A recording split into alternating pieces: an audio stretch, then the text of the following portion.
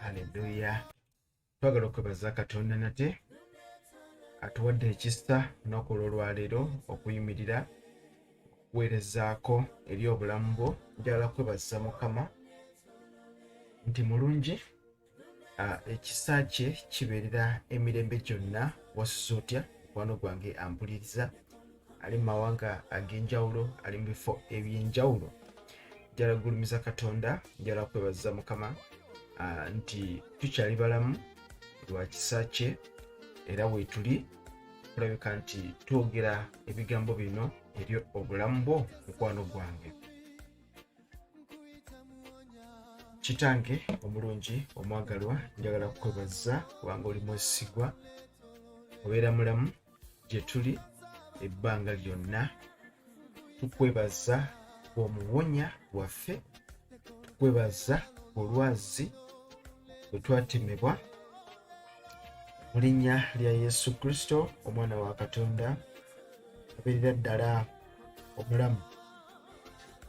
Gulumizibwa mu maanyi ag'omwoyo omutukuvu nga tugenda okubaako ebigambo bye twogera, tugenda okubaako ebigambo bye tuyiga. Wegulumize maanyi gaffe, bantu bano bonna mbanyika buziba w'omusaayi gw'omwana gw'endiga. Bawa amagezi kutegeera kubikkulirwa ebigambo bino mu linnya erisinga amannya gonna, twayitibwa ne Kristo. Amen.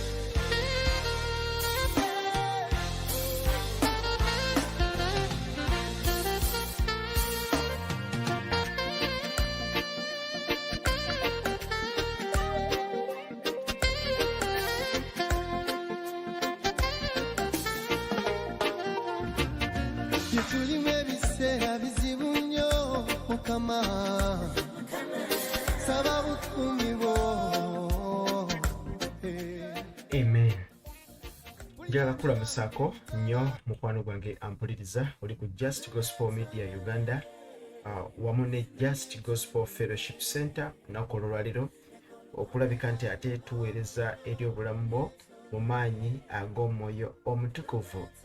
Tuli mu kutunuulira ebigambo bibiri omuti ogw'obulamu, the tree of life, ate ne tutunuulira ne kye tuyita the tree of knowledge of good and evil, omuti ogw'amagezi okumanya obulungi n'obubi. Ampuliriza yalakuzaako emabega lunaku olw'ejjo tetwabadde ffenna olw'obuvunaanyizibwa ate obw'enjawulo, naye tukkiriza Katonda ekintu kimu kijja kutambula bulungi. Abaliwo ku Monday mbajjukiza nti twatunuulira kye tuyita omuti ogw'obulamu nga tusinziira mu lubereberye essuula yali ya 3 olunyiriri lwali lwa 9. Mukama yeebazibwe. Twatunuulira lubereberye 3 n'olunyiriri lwali lwa 9. Mukwano gwange ampuliriza, yali lubereberye 3 n'olunyiriri lwa 9. Lubereberye 3 atuseeyo lubereberye 3 olunyiriri nsonyiwamu lubereberye 2 lunyiriri lwa 9. Amiina. Lubereberye 2 n'olunyiriri olw'omwenda. I beg your pardon, saba nsonyiwe. Eri lubereberye 2 n'olunyiriri lwa 9. Lubereberye 2 9. Mukama Katonda n'ameza mu nsi buli muti ogusanyusa amaaso omulungi okulya. Amiina. N'omuti ogw'obulamu wakati mu lusuku, n'omuti ogw'okumanya obulungi n'obubi. Kakati omuti ogw'okumanya obulungi n'obubi ogwo gwe gwali gulina amagezi ga Katonda, era nga gwegwo ogufuula omuntu okubeera nga Katonda. Tukaddemu ffenna, tegufuula muntu Katonda naye gumufuula okubeera nga Katonda. Mukama yeebazibwe. Era Sitaani ye yakimanya, naye ate njagala ojjukire Bayibuli esomesa Katonda yennyini yayogera tukole omuntu mu kifaananyi kyaffe, mu ngeri yaffe. Amiina. Mu kifaananyi kyaffe, mu ngeri yaffe. Naye ate omuntu y'omu yalabwako ng'aviibwamu ebigambo bino nti Katonda akimanyi nti bwe munaalya ku muti guno mujja kufuuka ng'omu ku ye, azin mujja fuuka nga ye. Kakati tugenda kutunulira ensonga nnyingi nnyo mu bigambo bino, naye kyengenda okusaba nti beera soso attentive, wuliriza nnyo tulabeeko ensonga ze tuyiga mu maanyi ag'omwoyo omutukuvu. Emiti gyali ebiri, ogumu gwali gwa bulamu, era mbajjukiza nti ogw'obulamu gwali guleeta bulamu, nga guleeta obulamu mu mubiri ne mu mwoyo, ng'obulamu buno butaggwaawo, obulamu buno nga tebukoma. Omuti ogw'obulamu nga obulamu tebukoma, obulamu obw'omubiri n'obulamu obw'omu mwoyo, ng'obulamu tebukoma. Kakati omuti guli omulala ogw'amagezi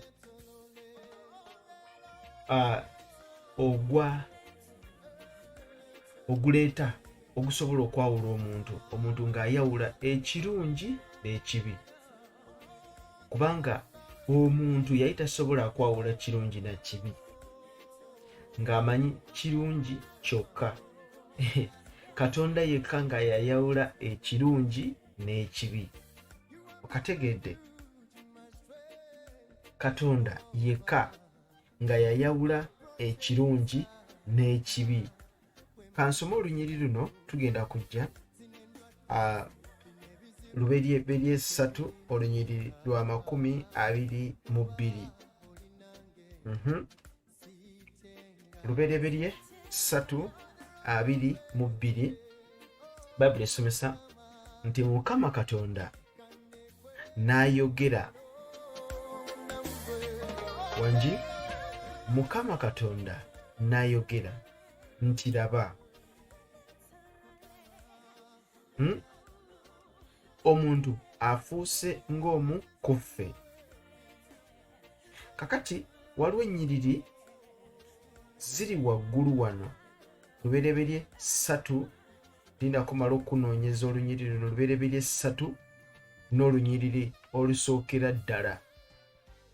Lubereberye 3 n'olunyiriri olusooka. Then tujja kubuuka tujje no wansi kwa 22. Tuli ffenna. Lubereberye 3 n'olunyiriri olusookera ddala. Tusome. Amiina.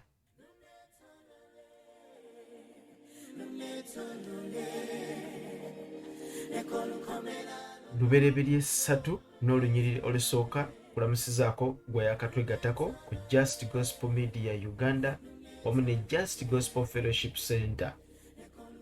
Twagala twogere ebigambo bino obeeko kyoyiga, obeeko kyogatta ku bulamu obw'omwoyo, eggulu liggulumizibwe. Lubereberye 3 n'olunyiriri olusooka nti n'omusota gwali mukalaba okusinga ensolo zonna ez'omu nsiko ze yakola Mukama Katonda. Ne gugamba omukazi nti bw'atyo bwe yayogera Katonda nti temulyanga ku miti gyonna egy'omu lusuku. Owulidde ekigambo ekyo? Abuuza ekibuuzo ekyo. Ekibuuzo akibuuza naye nga yali akimanyiko. Yali amanyi ekyali kigenda mu maaso okusinziira ku kibuuzo kyabuuza n'okusinziira ku mbeera eyali egenda mu maaso. Kiraga yali amanyi ekigenda mu maaso. Amiina. Lwaki? Kubanga emabega yonna okuva ku lubereberye essuula esooka okutuuka ku lubereberye essuula ey'okusatu tetulaba kyama kino we kibikkulwa. Mukama yebazibwe. Tetulaba kyama kino we kibikkulwa. Naye omusota gutandika okuggulawo emboozi. N'omusota gwali mukalabakalaba okusinga ensolo zonna ez'omu nsiko ze yakola Mukama Katonda.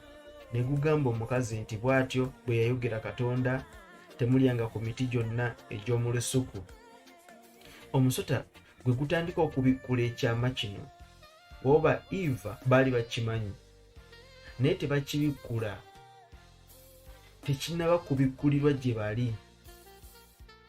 Naye Sitaani yaggulawo emboozi. Yatandika okubikkula. Yagezaako kugenda ewala okubikkula ekyama ekiri mu miti gino ebiri egyali mu lusuku Eden. Kakati omukazi n'agamba omusota nti ebibala by'emiti egy'omu lusuku tulya. Tuli ku lubereberye 3 n'olunyiriri olwokubiri. Olwokusatu lugamba nti wabula ebibala by'omuti oguli wakati mu lusuku. Nkujjukiza agoberera tuli mu kusoma lubereberye 3 olunyiriri olusooka, tuli ku lunyiriri lwakusatu kati. Wabula ebibala eby'omuti oguli wakati mu lusuku Katonda yayogera nti temugulyangako newankubadde okugukwatangako muleme okufa. Omukazi byagamba omusota. Kakati tulinayo baganda baffe eyo abalina enjigiriza ez'enjawulo nga bategeeza nti omuti guno gwogerwako kwali kwegatta. Naye nedda debate nene nnyo n'abantu abali bafaanaganako bwe batyo nga basomesa ensomesa bwetyo era nga bakwata bayibuli nga bategeeza nti kuno kwali kwegatta.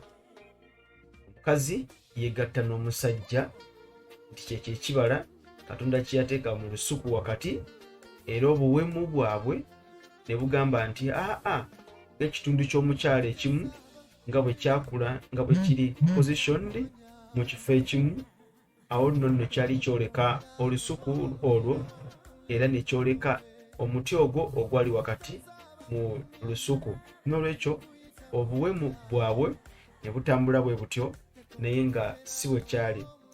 Wulira omukazi bw'agamba nti wabula ebibala eby'omuti oguli wakati mu lusuku Katonda yayogera nti temugulyangako. Omuti ogwo oguli wakati mu lusuku lwa Katonda yayogera nti temugulyangako newankubadde okukwatangako muleme okufa. Naw baali bamanyi, babategeezaako ku kyali kigenda mu maaso newankubadde nga si be baggulawo emboozi eno. Sitaani yali akimanyiiko, yali amanyi pulaani yonna ey'omuti guno. Naye Bayibuli esomesa nti newankubadde okugukwatangako muleme okufa. Mukama waffe yeebazibwe nnyo, mulina gutunulirako obutunulizi muti temugukwatako, temugulyako. Eva ono yayogera ebigambo bino.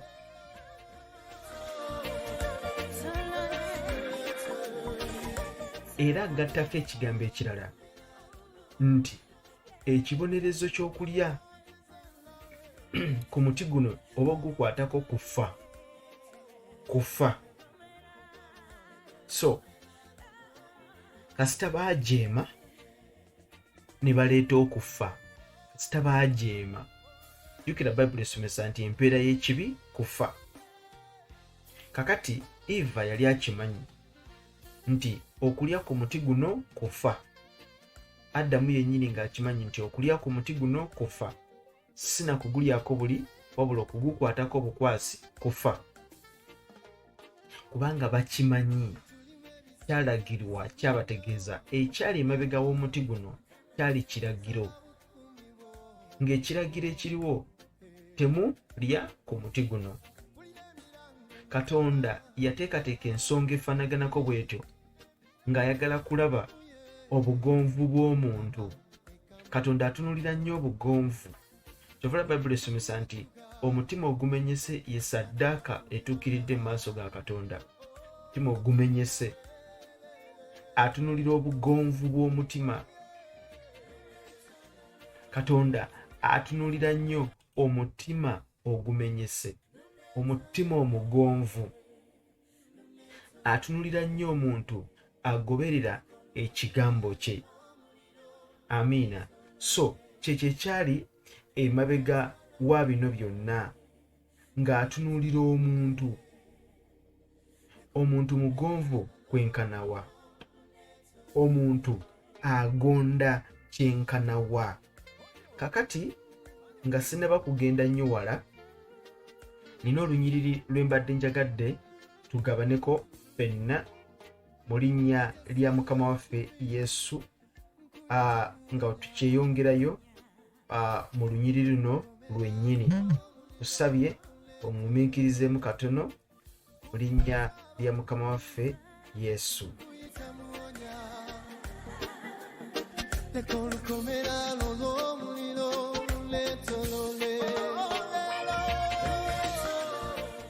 Gabe Yokaana 15 kwatawo olugalaawo tugenda kudda mu lubereberye, tugenda kudda. Nina kyenjagadde okulaga. Yokaana 15 otuuseewo. Yokaana 15:10 tugenda kukomawaawo Bible esomesa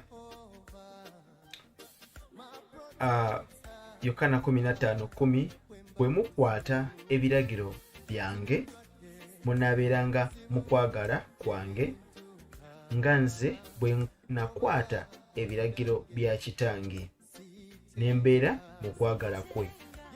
Agamba atya? Bwe mukwata ebiragiro byange munaabeeranga mu kwagala kwange nga nze bwe nakwata ebiragiro bya kitange.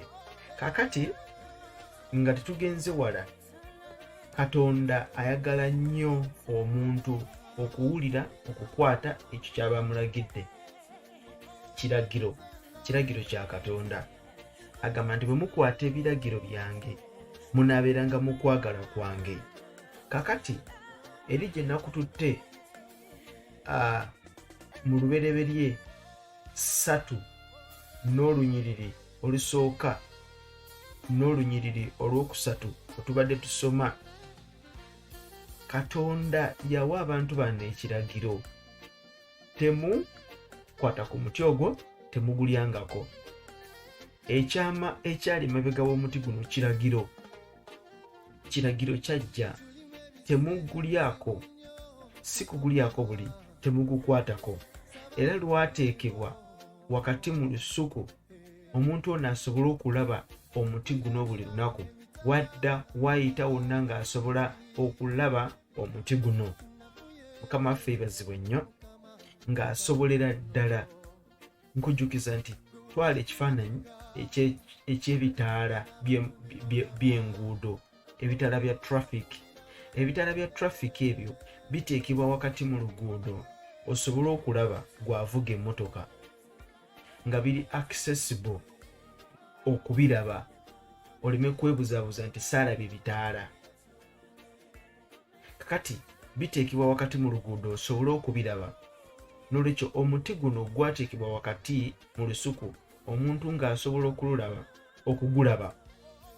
Naye omuntu agwa atya? Nti yava ku kiragiro kya Katonda.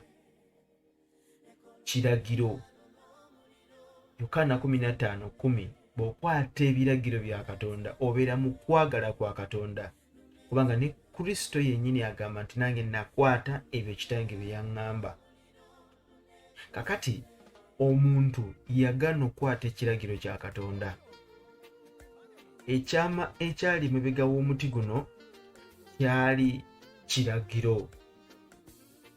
Singa baagulaba bulabi ne bakola ekyo ekyali kiragiddwa, bandibadde balamu, naffe kennyini twandibadde balamu. Bayibuli esomesa nti omusota ne gugamba omukazi nti okufa temulifa. Njagala kujjukiza lubereberye 3 n'olunyiriri lwa 3. Bayibuli esomesa nti wabula ebibala eby'omuti oguli wakati mu lusuku, Katonda yayogera nti temugulyangako newankubadde okugukwatangako muleme okufa. Mukama yeebazibwe. Omukazi agamba omusota nti ebibala by'emiti egy'omu lusuku tulya, wabula ebibala ebiri wakati mu lusuku lwa Katonda yayogera nti temugulyangako newankubadde okugukwatangako muleme okufa. So ekiragiro baali bakimanyi era nga bamanyi ebyandivaamu singa bakwata omuti ogwo ne baguggyako ebibala ne balya, era ng'empeera yakyo kufa nga bakimanyi. Newankubadde Sitaani yajja nga naye akitegedde, kubanga Sitaani lubereberye 3 n'olunyiriri olusooka yasooka okubuuza ekibuuzo, yaggulawo emboozi. Bayibuli esomesa omusota ne gugamba omukazi nti okufa temulifa. Owuliriza, ekiragiro kikyuka. Omukazi baamuwa ekiragiro n'omusajja nti bwe mugulyako mujja kufa, naye ate omusota gumugamba nti okufa temulifa, kubanga Katonda amanyi. Tuli ku lubereberye 3 n'olunyiriri lwa 5. Kubanga Katonda amanyi nti olunaku lwe muligulyako mmwe, amaaso gammwe lwe galizibuka, nammwe muliba nga Katonda okumanya obulungi n'obubi. Kati kitutwala eri ku muti ogw'okumanya obulungi n'obubi. Ogwo gwe gufuula omuntu, gwe gwali gufuula omuntu okuba nga Katonda gutya nti omuntu atuuka ng'amanyi ekirungi n'ekibi.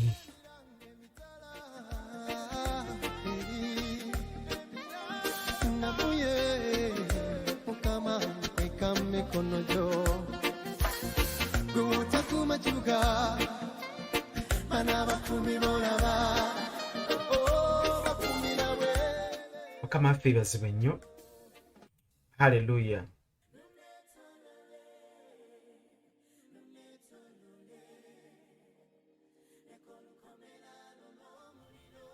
Lubereberye 3 olunyiriri lwa 5 nti kubanga Katonda amanyi nti olunaku lwe muligulyako mmwe amaaso gammwe lwe galizibuka, nammwe mulibanga Katonda okumanya obulungi n'obubi.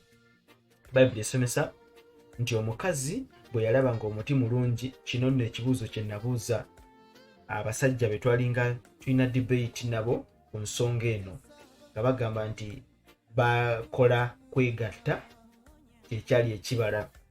Wano wali ekibuuzo kye namubuuza. Lubereberye 3 olunyiriri lwali lwa 6. Omukazi bwe yalabanga omuti mulungi okulya. Ekibuuzo bwebanga yali sex kwegatta, kitegeeza nti omukazi yeeraba nga mulungi okola kutya, tugambe okwerya mu ngeri ki yonna. Era omukazi bwe yalabanga omuti mulungi okulya, era nga gusanyusa amaaso, n'omuti nga gwakwegombebwa okuleeta amagezi, n'anoga ku bibala byagwo n'alya. Kakati Eva anoga ebibala eby'omuti alya. Ekibuuzo, Eva yalya ki? Eva kennyini yeyeekozesa? Eva kennyini yeyeekyukira? Kijja kitya sayansi kyali awo? Eva yali lesbian, nti mukazi akozesa mukazi munne nga ye omukazi yeekozesa? Eva yakola ki? Eva yakola masturbation. Kiki Eva kye yakola?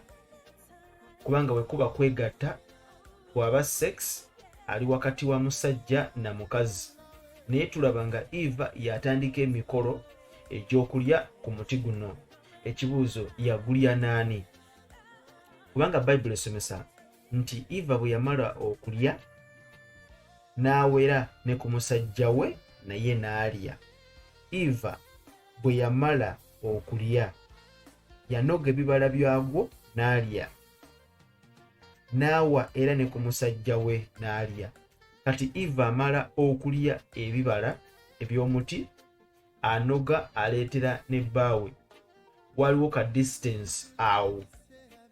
Adamu nga tali na mukyala we, ka distance kaliwo, kubanga era Eva amala okwonoona, kama yebazibwe omusango wewaawo nga baguteeka ku Adamu.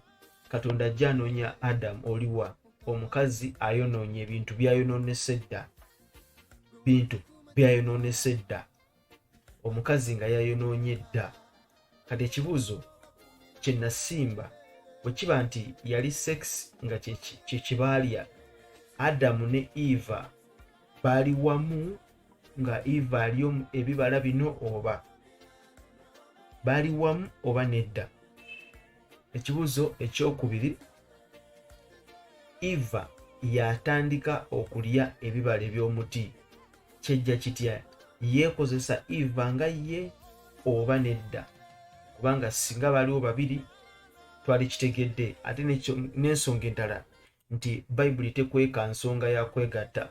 Ejja kukozesa olulimi olw'ekusifu nti Ibulayimu n'amanya mukyala we, Mukama yebazibwe, ekozesa ekigambo okumanya, n'amanya n'abeera ne mukyala we ne bazaala abaana. Amiina. So ekyo tekyali kintu kyakwekweka, so si bwe kyali. Mukama yebazibwe.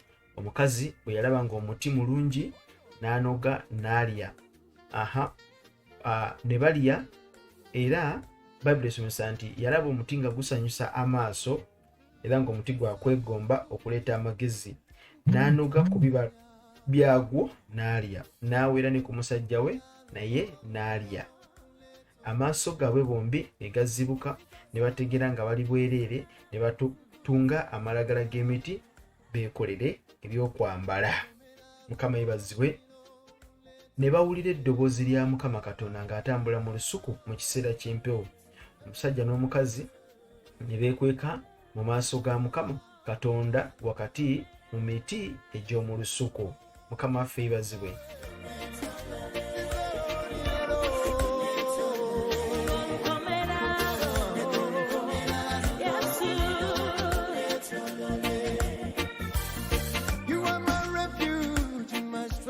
Kakati bamaliriza byonna okubikola, tubiraba weebiri.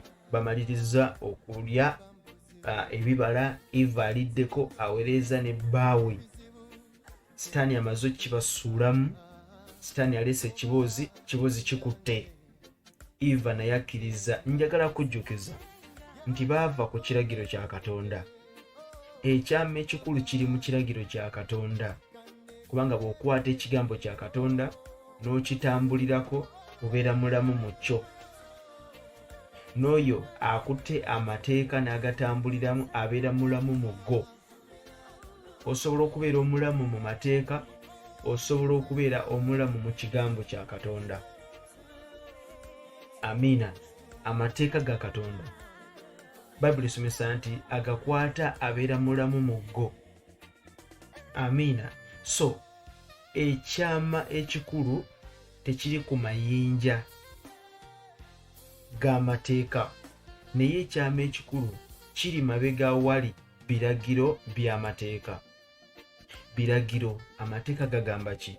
Kati bano kye baakola, baava ku kiragiro, baakivaako ne batunulira omuti obuti. Amiina. Tuli ffenna. So ekikulu kya byonna, ekyama kya byonna, kigambo kya Katonda, kiragiro kya Katonda. Tova ku kiragiro kya Katonda, tova ku kigambo kya Katonda, onaabeera omulamu. So Bayibuli tusomesa mu Lubereberye 3:22, Mukama Katonda n'ayogera nti, laba omuntu afuuse ng'omu ku ffe. Tugenda kumaliriza naawo. Laba omuntu afuuse ng'omu ku ffe, okumanyanga obulungi n'obubi. Kakano aleme okugolola omukono gwe okunoga ku muti ogw'obulamu, okulya, okuwangaalanga emirembe n'emirembe. So omuntu Adamu singa yafuna access okunoga ku muti ogw'obulamu, kye tuyita the tree of life, yali ajja kubeerawo, yali ajja kuddamu system, yali ajja kuddamu ekole kye tuyita reboot. Abakozesa computer wali kye tuyita rebooting oba kye tuyita restarting the computer. Ng'essimu yeeyo osobola okugirestartinga. Now singa Adamu ne Eva baddamu, oba singa baakwata ekimu ku kibala eky'omuti ogw'obulamu ne balya, bandibadde sisitimu yonna ey'eggulu eya Eden bagikola rebooting, bagirestartinga. Naye ekyo tekyasoboka. Mukama yeebazibwe. Tekyasoboka. Amiina. Bayibuli esomesa nti omuntu laba afuuse ng'omu ku ffe. Afuuse ng'omu ku ffe. Lwaki? Kubanga akutte ekibala eky'omuti ogw'okumanya obulungi n'obubi n'alya. Njagala kujjukiza nti omuntu yali talina kumanya bubi. Omuntu ng'amanyi bulungi bwokka, the goodness of the Lord. Nga Katonda yekka y'amanyi obulungi n'obubi. Mukama yebazibwe. Okulabika nti twatondebwa mu kifaananyi kya Katonda, mu ngeri ya Katonda, tekitegeeza nti olwo tufuuse ttiimu ya Katonda etuula ku mmeeza okuteesa ensi etambudde etya. Obutonde butambudde butya. Mukama yebazibwe. Tuba tetutuuse ku level ya kutegeerera Katonda. Awo si we twali tulina okubeera. Twali tetulina kubeera ku level eyawula nti kino kirungi kino kibi, kino kirungi kino kibi. Twalinganga baana bato. Mukama yebazibwe. Naye nga ffe tumanyi kimu bulungi bwokka. Bwe tulidda tulyongera okwanjula ensonga eyo mu maaso go mukwano gwange. Adamu ne Eva baali bamanyi enjawulo. Mukama yebazibwe. Baali bategedde nti omuti guno bwe tunaagulya gujja kuleeta obuzibu. Ye komandi eyaliwo nti mujja kufa. Baali bamanyi nti okulya ku muti ogwo kyali kibi. Naye baasalawo okujeemera ekiragiro kya Katonda. They decided to disobey God. Tumaliriza. Mukama yebazibwe. Baali bategedde era baali bamanyi kubanga Eva yennyini yannyonnyola. Mukama yebazibwe. Baali bategedde. Now, nature ya evil, nature ya sin ekibi nga tebannaba kitegeera, nga tebannaba kubikkulirwa kintu ekyo. Mukama yebazibwe. Naye bwe baamala okwonoona then ne batandika okutegeera nature y'ekibi kubanga kyali kyoleka maaso gaabwe. Ekibi kyatuuka ne kijja mu maaso gaabwe. Ne batandika okukitegeera. Ne batandika okutegeera ekibi kyeki kubanga kyajja mu maaso gaabwe. Omusota nga gubakemye. Mukama yebazibwe omulungi. Tuli ffenna. So, Bible kyeva esomesa nti bafuuse nga ffe. They became like God. They became like God. Batandika okurealizinga ekirungi n'ekibi. Gwe muti ogw'okumanya obulungi n'obubi. Katonda yali alina ebintu ebimu bye yali yeekwese abantu bano nga tayagala babitegeere, nga balina bwe balina okukoma. Ne Sitaani ye yajja n'abalaga nti mulina okweyongerayo wano we muli, mulina ovaawo mu stretchinge, mubeeko ebintu ebirala bye mumanya era ebintu ebirala bye mulaba ekitali kirungi mu maaso ga Katonda. Naye Sitaani n'akozesa abantu bano ensobi. Mukama yebazibwe. So tumaliriza, tujja kuba nga tweyongerayo olunaku olw'enkya.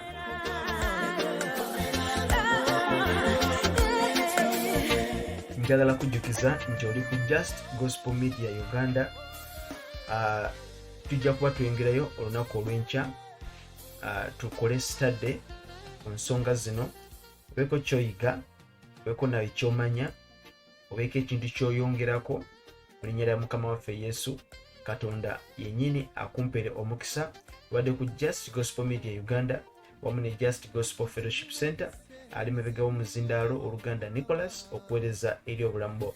Lwaki Mukama takunjagalira akunkumire oyo atakuumira mpeera? Tuddemu nate olunaku olw'enkya nga tuweereza Katonda waffe omulamu.